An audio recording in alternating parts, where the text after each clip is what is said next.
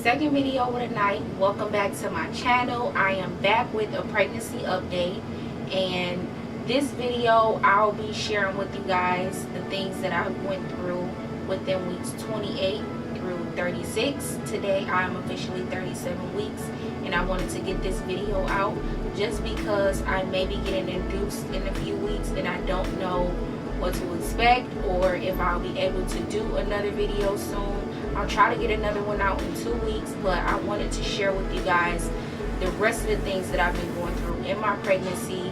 Won't take long because, like I said in my second trimester update video, not a lot has happened, and within my third trimester, nothing has really happened. So if you guys want to know what has happened thus far, then make sure you keep on watching.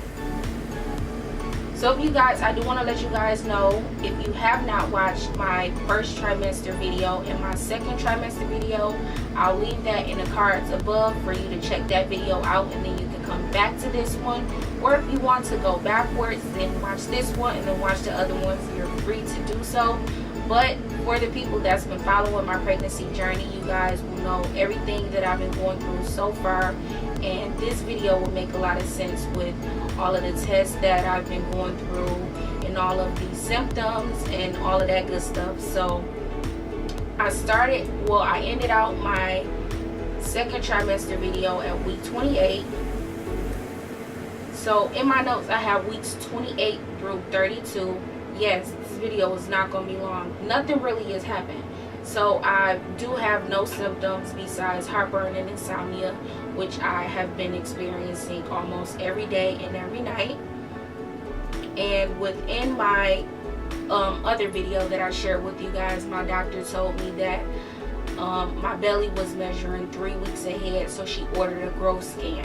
So I had my growth scan at week 32, and pretty much they were looking to see were there any abnormalities within the baby, pretty much just to see why my amniotic fluid level was so high.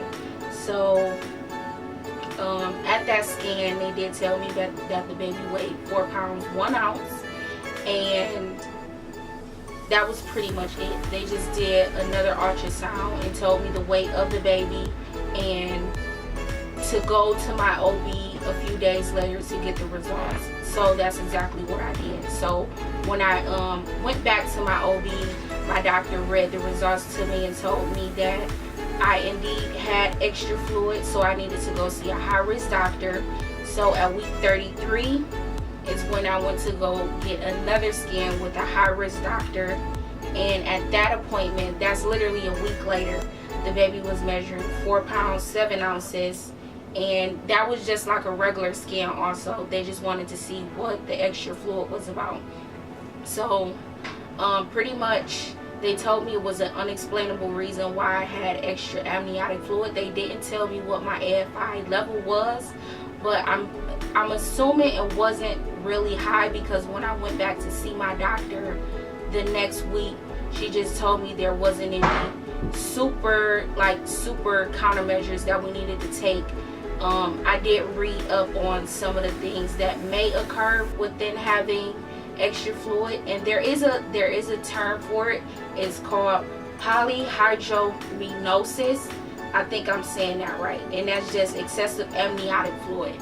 And some of the things that can happen is you can have preterm labor, you can have cord prolapse, where once your water breaks, your cord comes before the baby.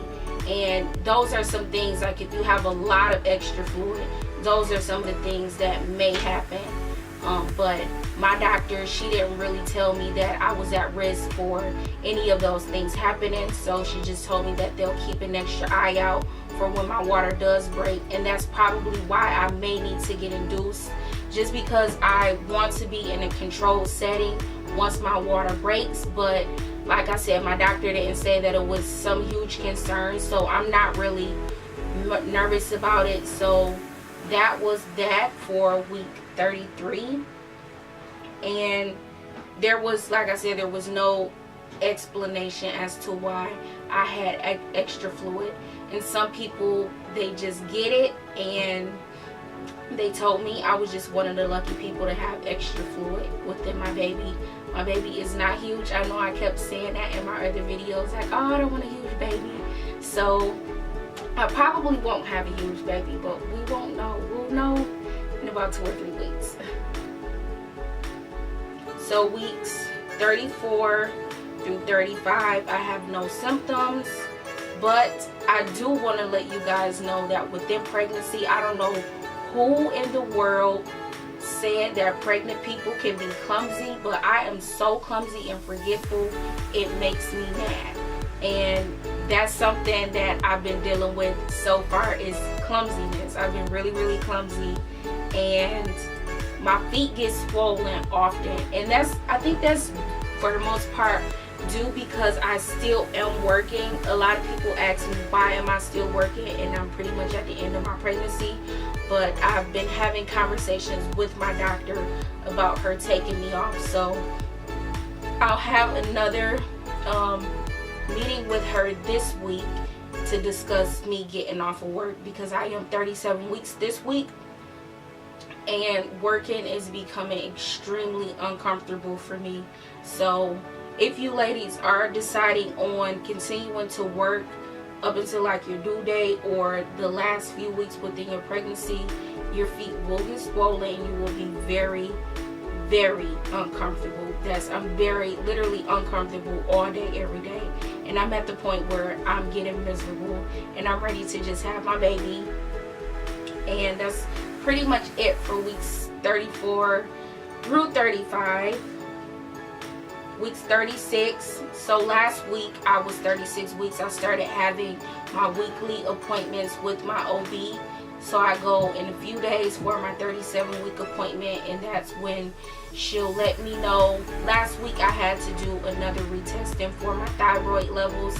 You guys are familiar with that because I've been talking about that within my other videos. They did increase my dosage about a month and a half ago to, I told you guys I was taking 50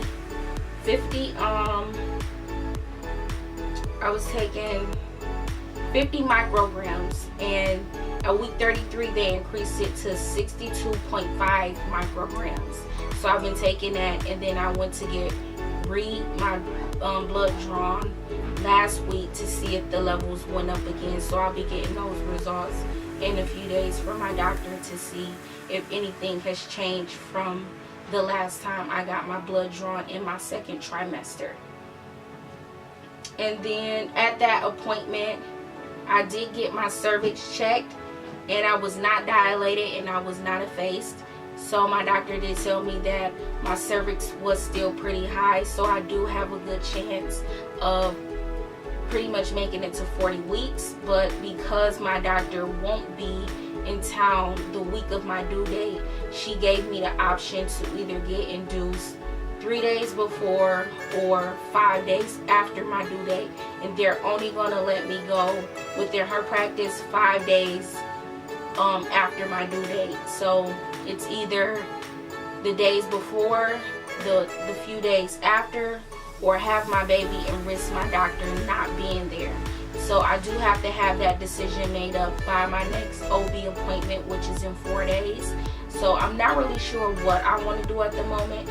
I've been weighing my options out as to if I do want to get induced, because on my baby app, a lot of women do say that it makes the pregnancy, well, it makes the labor and delivery a lot more complicated when you do get induced. So I am taking that into consideration, and that also it may take longer. So I am weighing my options out with that, but whenever that day comes, then I guess I'll just have to have my mind made up, because at the moment I'm not sure. I am leaning more towards getting induced on the first, because I don't want to risk my doctor not being there, because I've been with my doctor pretty much 40 weeks and I'm most comfortable with her. So, and like I told you guys, I'd rather be in a controlled setting with me having extra amniotic fluid. So I think I am leaning more towards getting induced on the first. And today is my 37th week, so I do not have any notes wrote down. If my voice sounds a little bit dry, it's because it is, girl. I am parched. I'm parched and I'm hungry. I've been up all night making videos, but this is the end of this video. I don't have any more notes wrote down. If you guys have any questions about pregnancy or all of the things I've been through so far, leave your questions in the comment section below. I make sure that I get back to everybody as promptly as I could, and make sure you give this video a huge thumbs up if you want to see one more update before I have my baby. I am thinking about doing a labor and delivery video, so make sure that you are subscribed to my channel so that you don't miss that video.